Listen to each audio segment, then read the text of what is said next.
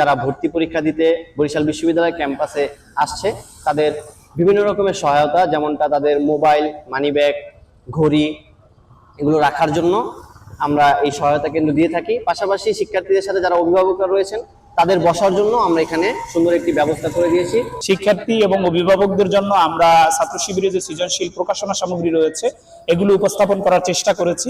পাশাপাশি আমরা বিশেষভাবে 2024-25 সেশনে যারা বরিশাল বিশ্ববিদ্যালয়ে ভর্তি হবে তাদেরকে অগ্রিম শুভেচ্ছা এবং মোবারকবাদ জানাচ্ছি।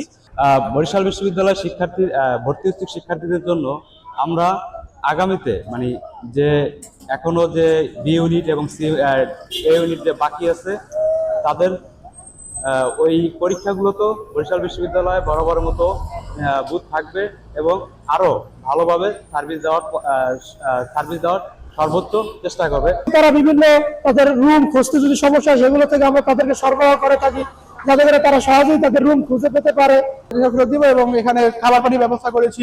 এরপরে যারা অভিভাবক আছে তারা যেন একটু বিশ্রাম নিতে পারে, এই জন্য আমরা চেয়ারের সুব্যবস্থা করেছি।